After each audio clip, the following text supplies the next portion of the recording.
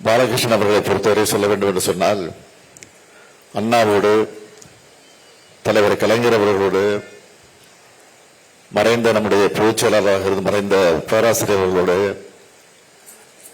அதே போல அன்பிலாரோடு எப்படி நெருக்கமாக இருந்தார் என்பது எல்லோருக்கும் நன்றாக தெரியும். அவர் மாவட்ட கழகத்தினுடைய பொருளாளராக 3 முறை தேர்ந்தெடுக்கப்பட்டு கட்சியில சிறப்பாக பணியாற்றி இருக்கிறார். கழகத்தில் சொத்து பாதுகாப்பு உறுப்பினராக இருந்து தன்னுடைய கடமையை நிறைவேற்றி இருக்கிறார். நேரு சொன்னது போல எங்கும் வெற்றி பெற முடியாத நிலையில திருச்சியில நகராட்சி மன்ற தலைவராக இன்றைக்கு பெருவாரியான வாக்கு வித்தியாசத்தில் வெற்றி பெற்று அவர் இந்த வட்டாரத்தில், இந்த நகராட்சிக்கு, திருச்சி மாநகரத்திற்கு, பொதுமக்களுக்கு எப்படியெல்லாம் பணியாற்றி இருக்கிறார், கட்சிக்கு எப்படியெல்லாம் தொண்டாற்றி இருக்கிறார் என்பது எல்லோரும் அறிந்த ஒன்று உண்டு. ஆக அப்பாவுக்கு தப்பாம பிள்ளையாக நம்முடைய பரணிக்குமார் அவர்கள் இன்றைக்கு விளங்கிக் கொண்டிருக்கிறார்கள். பரணிக்குமார் அவர்கள் மாணவரணியில முதலில் பொறுப்பை ஏற்று பணியாற்றினார். அதைத் தொடர்ந்து 2 முறை சட்டமன்ற உறுப்பினராக இருந்து கடமையை நிறைவேற்றியிருக்கிறார். தேர்தல் வேலையை எப்படியெல்லாம் ஆற்றியிருக்க என்பது எல்லோருக்கும் தெரியும். நான் பரணிக்குமாரை பற்றி சொல்ல வேண்டும் என்று சொன்னால் இங்கே எல்லோரும் சொன்னார்கள்.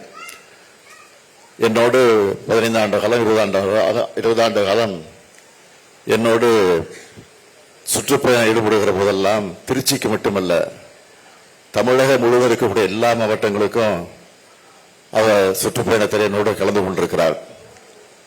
மறைந்த என்னுடைய ஆரிய நண்பன் பொய்யாமொழி அவர்களும் நம்முடைய பரணிக்குமார் அவர்கள் தான் எனக்கு துணையாக சுற்றுப்பயண நிகழ்ச்சிகளுக்கு வருவார்கள், தொடர்ந்து வருவார்கள். சுற்றுப்பயண நிகழ்ச்சிக்கு மட்டும் இல்ல, என்னுடைய காரை அவர் தான் ஓட்டி வருவார். காண்டசா கார், அவங்க அப்பாவோட காரை எடுத்துக்கிட்டு வந்துடுவார். அந்த காரில் தான் தமிழ்நாடு முழுவதும் நான் சுற்றுப்பயணத்தை நடத்தி இருக்கிறேன். அவரோடு பயணம் செய்த போது எந்த வித அச்சம் இல்லாமல் நாம் பயணம் செய்ய முடியும். இரவிலே முடித்து கொண்டிருப்பார். நான் பகல்லாம் தூங்குவார், அது எல்லாருக்கும் தெரியும், அதையும் நான் சொல்ல வேண்டிய அவசியம் இல்லை. ஆனா இரவில் அசவன் கூட வந்திருக்கிற அசவனுக்கு எல்லாம் தெரியும். என்னென்றால் நாங்கள்லாம் ஒரு செட்டப்போ இளைஞரணி தொடங்கிய நேரத்தில், அப்போ தமிழ்நாடு முழுவதும் சுற்றுப்பயணம் நடத்துகிற நேரத்தில் அவர் தான் கார் ஓட்டி கொண்டு வருவார். கார் ஓட்டி கொண்டு வருவது பல நிகழ்ச்சிகள் எனக்கு அனுபவம் உண்டு.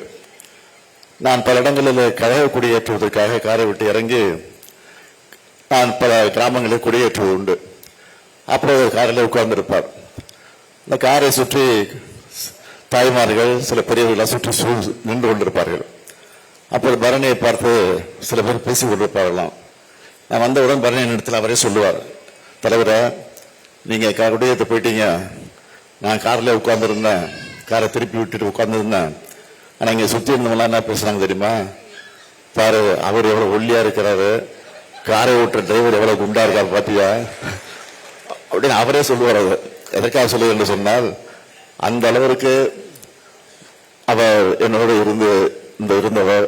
அது மட்டும் இல்ல, சுற்றுப்பயணம் நடத்துகிற போது பல நேரங்களில் நாங்கள் 2 மணிக்கு 3 மணிக்குத்தான் தூங்குவது உண்டு. அப்படி தூங்குவதாக மறுநாள் காலை 7 மணிக்கு போக வேண்டும் என்ற நிகழ்ச்சி இருக்கும். அதனால் சொல்லிவிட்டு தூங்குவோம். 7 மணிக்கு எழுப்பிடுப்பான்னு சொல்லுவோம். ஆனா அவரை யாரும் எழுப்ப முடியாது, நான் தான் போய் எழுப்பணும். அவர் எழுப்ப மாட்டார். அப்படித்தான் எங்கள் பயணம் நடந்திருக்கிறது. அந்த பயணங்கள் எல்லாம் மறக்க முடியாது. எத்தனையோ இருக்கு, அதெல்லாம் சொன்னா அவர் மேடையில் உட்கார்ந்துருக்க முடியாது. இப்போ அந்த அளவுக்கு இருக்கு. அதெல்லாம் சொல்ல விரும்பல.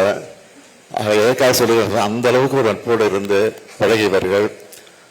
திருச்சிக்கு வருகிற போதெல்லாம் பாலகிருஷ்ணனுடைய வீட்டுக்கு, பரணிக்குமார் வீட்டுக்கு நான் செல்லாமல் இருந்ததில்லை. அந்த அளவுக்கு பாசத்தோடு பழகக்கூடிய குடும்பம். அந்த குடும்பத்தில் இன்றைக்கு குலவிளக்குகளாக இருக்கக்கூடிய நம்முடைய மணமக்கள் எல்லா நன்மையை பெற்று சிறப்போடு வாழ வேண்டும் என்று கேட்டுக்கொள்கிறேன். எப்படிப்பட்ட நேரத்தில் வந்திருக்கிறோம் உங்களுக்கு தெரியும். தேர்தல் நெருங்கிட்டு இருக்கு. இன்னும் 2 மாசத்தில் தேர்தல் நிச்சயமாக வரப்போகிறது. இதற்கிடையில நாங்கள் எல்லாம் சந்திக்க வந்திருக்கிறேன் சொன்னால், அந்த குடும்பத்தின் மீது நாங்கள் கொண்டிருக்கக்கூடிய பாசத்தின் காரணமாகத்தான் வந்திருக்கிறோம். வேற இல்லை. ஏற்கனவே 2 நாளைக்கு முன்னே தான் திருச்சிக்கு தஞ்சைக்கு போய் ஒரு மாநாட்டம் நடத்தணும். அதுவும் உங்களுக்கு தெரியும். அது மட்டும் இல்ல, மகளிரணி மாநாடு ஒரு பக்கம், இளைஞரணி மாநாடு ஒரு பக்கம், அடுத்து நிறைவாக தேர்தலுக்கு இதே திருச்சியில 10 லட்சம் பேர் தொழக்கூடிய அளவுக்கு ஒரு பெரிய மாநாட்டை நம்ம நேரு நடத்த இருக்கு. அதுவும் உங்களுக்கு தெரியும், அதெல்லாம் அறிவிச்சிருக்கிறோம். ஆக தொடர்ந்து பிஸியா இருக்கிற நேரம் இப்போ அவ்வளவு பிஸியா இருக்கிற இடத்துல வந்திருக்கிறோம்னா நம்முடைய பரணிக்குமார் மீது, பாலகிருஷ்ணன் குடும்பத்தின் மீது நாங்கள் வைத்திருக்கக்கூடிய பற்றின் காரணமாகத்தான், அந்த நட்பின் காரணமாகத்தான் வந்திருக்கிறோம். அந்த நட்பின் அடையாளமாக விளங்கி கொண்டிருக்கக்கூடிய பரணிக்குமாருடைய இல்லத்தில் இருக்கக்கூடிய இந்த குல விளக்குகள் எல்லா நன்மைகளையும் பெற்று சிறப்போடு வாழ வேண்டும். புரட்சி கவிஞர் பாவேந்தர் பாரதிதாசன் எடுத்து சொல்லியிருக்கக்கூடிய வீட்டிற்கு விளக்காய், நாட்டிற்கு தொண்டர்களாய் மணமக்கள் வாழுங்கள் வாழுங்கள் வாழுங்கள் என்று வாழ்த்தி விடைபெறுகிறேன். நன்றி, வணக்கம்.